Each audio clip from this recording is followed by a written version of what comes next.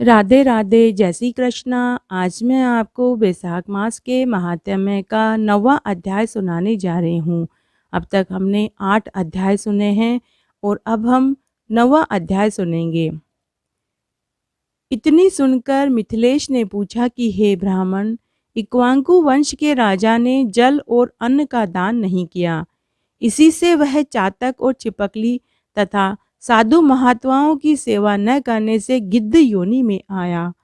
परंतु आपने बतलाया कि वह 7 जन्म तक कुत्ते की योनि में आया, सो इसका कारण मेरी समझ में नहीं आया। उसने संत महात्माओं को कष्ट नहीं दिया, नहीं वह कृपण था। उसने केवल संत महात्माओं की सेवा नहीं की, सो उसको फल नहीं मिला। उसने किसी को कष्ट भी नहीं दिया, सो बिना कारण ही उसको कुत्ते की योनि क्यों मिली? इसका मुझको बहुत संशय है। कृपा करके आप मेरी शंका का समाधान कीजिए। राजा के ऐसे प्रश्न को सुनकर महायशस्वी श्रुति देव ने कहा, तुमको धन्य है जो हे राजन तुमने ऐसा धार्मिक प्रश्न किया। सो मैं अब इसका समाधान बताता हूँ। यही वार्ता शिवजी ने कैलाश पर्वत पर श्री पार्वती जी से कही थी। सब लोकों की रचना कर उनकी परलोक और लोक 2 प्रकार की स्थिति बनाई और इनकी स्थिति के निमित्त 3 भेद बताए, जल सेवा, अन्न सेवा और औषधि सेवा। यह तीनों इस लोक की स्थिति के हेतु हैं तथा साधु सेवा, विष्णु सेवा और धर्म सेवा यह तीनों पारलौकिक स्थिति के हेतु हैं। जैसे ऐहिक कर्म से धन संपत्ति आदि प्राप्त हो सकते हैं, वैसे ही पारलौकिक क्रियाएं कभी कभी दुख का कारण भी हो जाती हैं। जैसे यहाँ एक पुराना इतिहास कहता हूँ। एक समय दक्ष प्रजापति महादेव जी को यज्ञ में बुलाने के लिए कैलाश में गए। तब उनको आया देखकर श्री महादेव जी खड़े नहीं हुए, क्योंकि शिवजी ने सोचा कि मैं सनातन हूँ और यह सब देवता यज्ञ का भाग लेने वाले सेवक के समान हैं।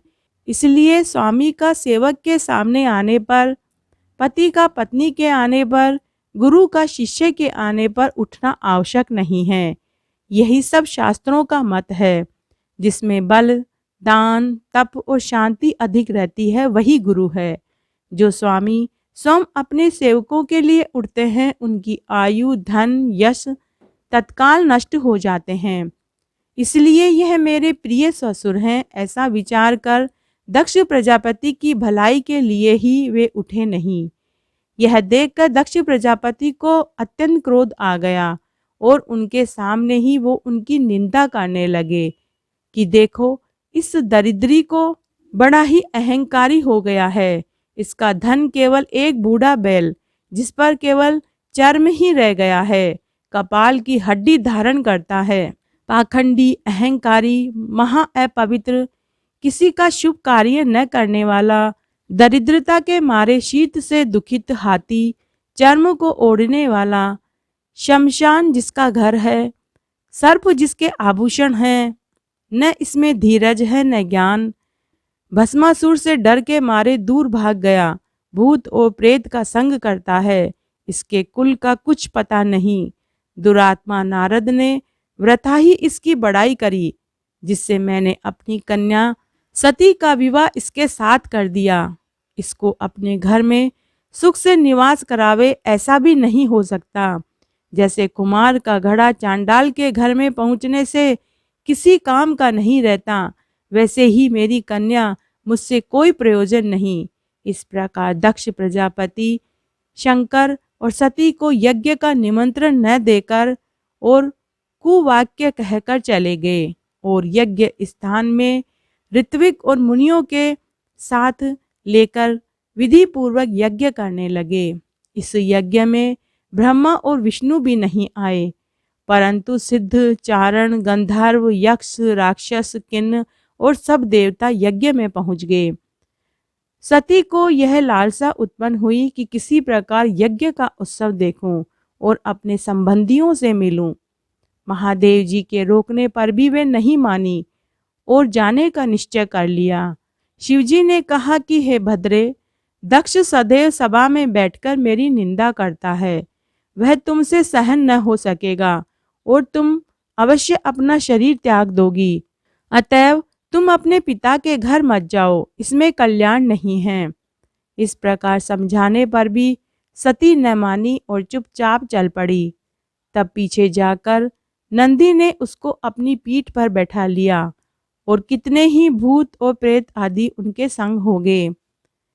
जब वे अपने पिता के घर पहुंची तो किसी ने भी उनके साथ कोई बात नहीं की।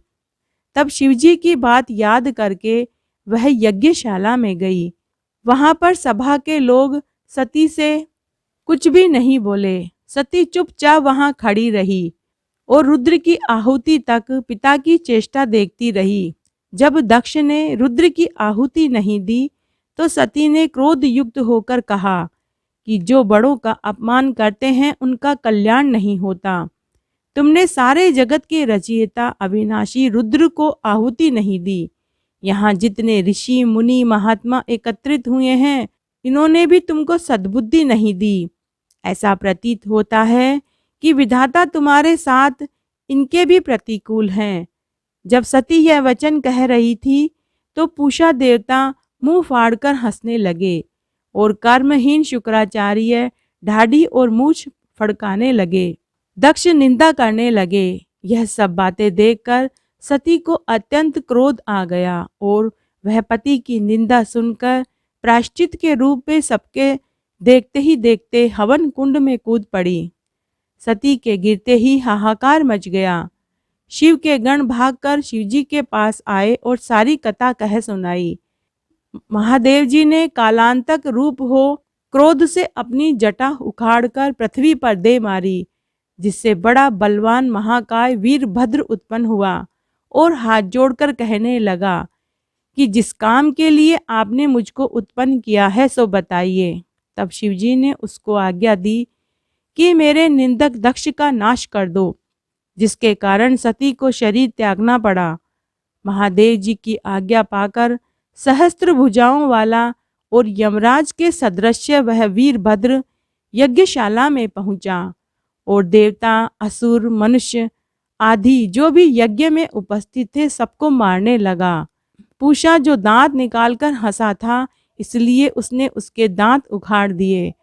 भृंगु की दाढ़ी मूछ उखाड़ दी। जिसने जो अंग फड़काया था, वीरभद्र ने उसका वही अंग उखाड़कर फेंक दिया।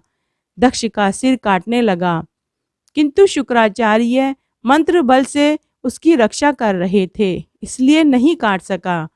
तब रुद्र ने स्वयं उसका सिर काट डाला। इस प्रकार यज्ञ में आए हुए सबका संहार करके वे कैलाश को लौट गए। जो मरने से बचे थे वे सब भागकर ब्रह्मा जी की शरण में चले गए। ब्रह्मा जी उनको साथ लेकर कैलाश पर गए और वहां जाकर अनेक प्रकार से समझा बुझाकर शिवजी के क्रोध को शांत कराया। फिर महादेव जी को साथ लेकर यज्ञशाला में पहुँचे। यज्ञ में जो लोग मारे गए थे उनको जीवन दान दिया। महादेव जी ने दक्ष के धड़ पर बकरे का सिर रख दिया, जिससे आज तक उनके उपासक उनकी प्रसन्नता के लिए बम बम बम करते हैं। भृंगु जी के मुख पर बकरे की दाढ़ी लगा दी। पूषा के दांत नहीं लगाए।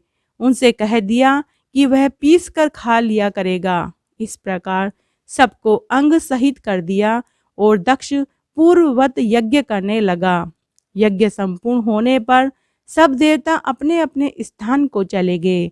इस प्रकार आज मैंने आपको एक पौराणिक कथा सुनाई। आशा करती हूँ यह आपको जरूर पसंद आई होगी। अगर आपको बैसाख मास का 9वां अध्याय अच्छा लगे तो कमेंट बॉक्स में जय हो विष्णु भगवान की जरूर लिखें। धन्यवाद।